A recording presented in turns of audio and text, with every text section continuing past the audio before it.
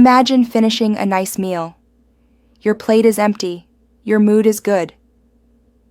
But then, within minutes, your stomach starts to swell.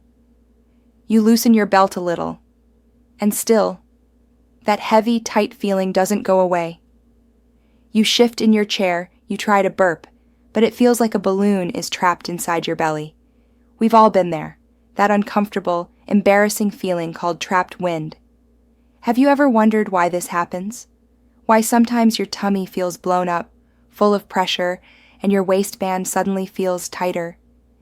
Is it something you ate, or is your gut trying to tell you something more? Today we'll uncover the real science behind trapped wind and bloating, where that gas actually comes from, which foods make it worse, and what simple changes can finally bring you relief. This script is written and reviewed by Dr. Shreyashi Chatterjee, MRCP, Medicine Specialist, Diabetes, and Hormone Specialist. The information has been collected from Mayo Clinic, Cleveland Clinic, NHS UK, and other trusted medical sources. Before we begin, don't forget to subscribe to this channel for more simple, science-based, doctor-reviewed health videos that help you understand your body better every day. Let's begin with something interesting. There's always some gas inside your bowel. It's completely normal. Most of it comes from air you swallow while eating or drinking. And sometimes, you swallow more air than you realize. When eating too fast, drinking through a straw, chewing gum, or even smoking. When you sit upright, some of that air moves back up your food pipe and escapes as a burp. But when you lie flat, the air travels down into your stomach and intestines. That's when you feel bloated.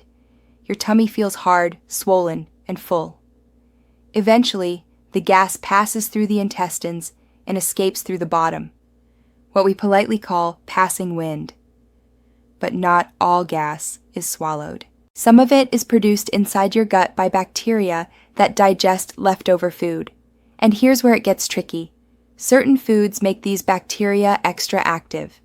Beans, broccoli, cabbage, onions, and sprouts are well-known culprits. The gas they produce is mostly carbon dioxide, hydrogen, and methane, and sometimes a bit of sulfur, which gives that unmistakable smell when you pass wind. Now, how does trapped wind actually feel? Your belly feels stretched and tight. You might get crampy pain, especially in the upper part of your stomach. Sometimes, the gas gets trapped in the bends of your large intestine, causing sharp pain on the right or left side of your abdomen. You may also pass gas more often than usual or feel a constant need to. Interestingly, most people who feel bloated don't necessarily produce more gas.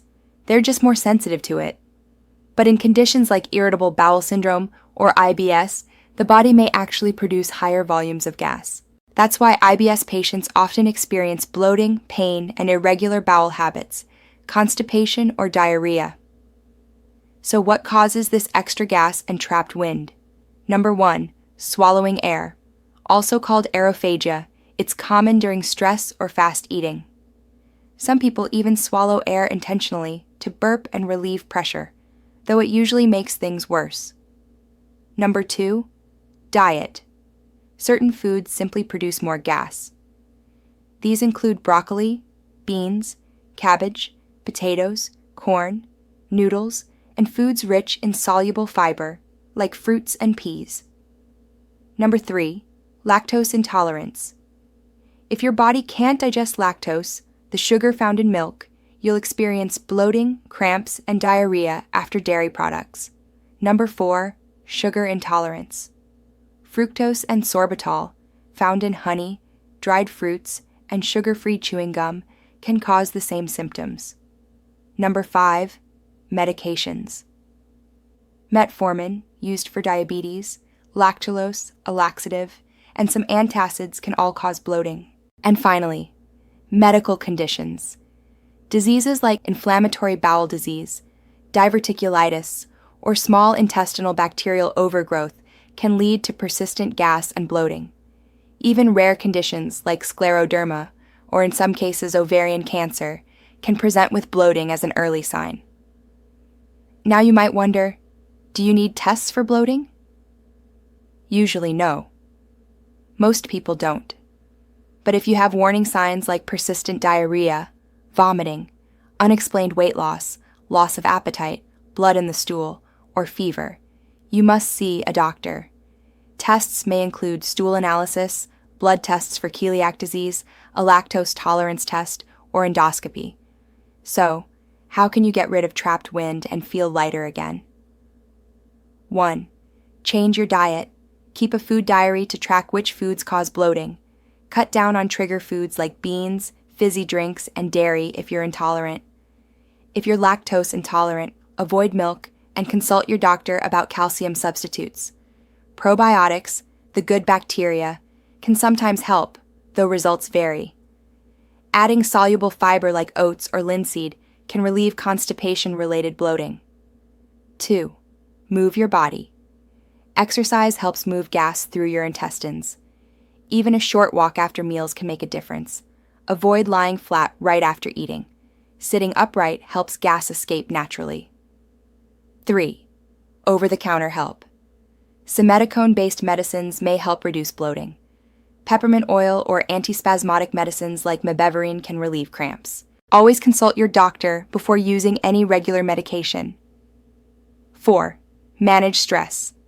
Stress and anxiety can make you swallow more air and worsen symptoms. Therapies like mindfulness, yoga, and CBT can help. If you have frequent belching due to air swallowing, speech therapy may help correct the pattern. Now, a few quick answers. Trapped wind usually lasts just a few hours, but if it stays for days, get checked. Massaging your stomach gently in a circular motion can help move trapped gas. And the best sleeping position?